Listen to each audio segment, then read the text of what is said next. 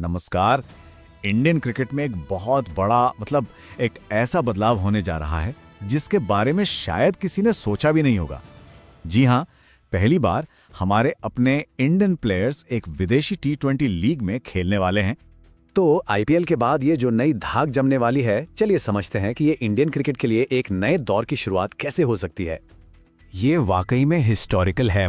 सोचिए, पहली बार Indian cricketers किसी फॉरेन फ्रेंचाइजी लीग का हिस्सा बनने जा रहे हैं।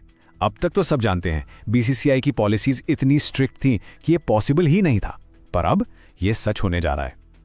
और सुनिए, ये कोई अफवाह या अटकलें नहीं हैं, ये खबर पक्की है, एकदम ऑफिशियल। ये बात सीधे लंका प्रीमियर लीग ने अपनी प्रेस रिलीज में कही है कि हाँ, इस बार इंडियन प्लेयर्स भी इस टूर्नामेंट का हिस्सा होंगे।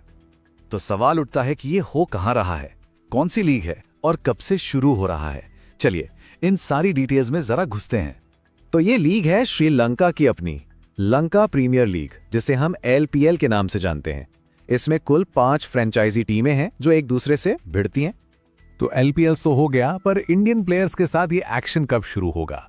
तारीख नोट कर लीजिए, 1 दिसंबर 2025। जी हां, 2025 से ये शुरुआत होने वाली है।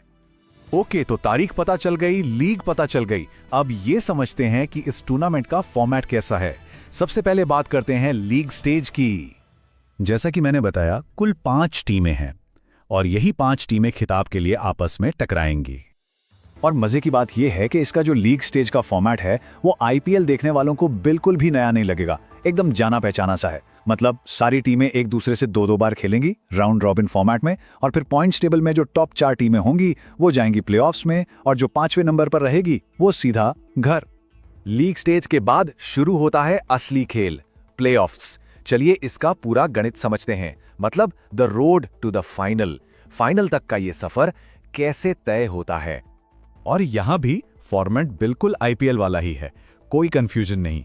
पहले होगा क्वालिफाई 1, फिर एलिमिनेटर, और उसके बाद क्वालिफाई 2, और इन्हीं 3 मैचों के बाद हमें मिलेंगी हमारी 2 फाइनलिस्ट टीमें। अब इस फॉर्मेट की सबसे खास बात, या कहिए सबसे बड़ा एडवांटेज, मिलता है पॉइंट्स टेबल की टॉप 2 टीमों को। कैसे?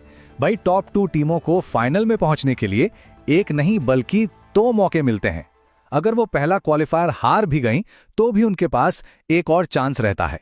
लेकिन जो टीमें तीसरे और चौथे नंबर पर हैं, उनके लिए मामला सीधा है, हर मैच डू और डाई है। एक हार और टूर्नामेंट से टाटा बाय बाय। तो ये तो हो गई फॉर्मेट की बात। अब जरा बिग पिक्चर देखते हैं, इस पूरे मूव का असल मतलब क्या है और इंडियन क्रिकेट के लिए आगे क्या। देखिए, ये सिर्फ एक और टी20 टूर्नामेंट नहीं है, ये इंडियन क्रिकेट के लिए एक हिस्टोरिक मोमेंट है, एक टर्निंग पॉइंट है। सोचिए, ये कदम दूसरी ग्लोबल लीग्स के दरवाजे भी तो खोल सकता है ना? हमारे प्लेयर्स को दुनिया भर में खेलने का एक्सपोजर मिलेगा। और एलपीएल का क्या? अरे, इंडियन प्लेयर्स के आने से एलपीएल की प्रोफाइल और व्यूअरशिप तो रॉकेट बन जाएगी, स्पेशली भारत में। और सबसे जरूरी बात, ये उन यंग इंडियन टैलेंट्स के लिए एक जबरदस्त प्लेटफॉर्म होगा जिन्हें शायद आईपीएल में उतने मौके नहीं मिल पाते।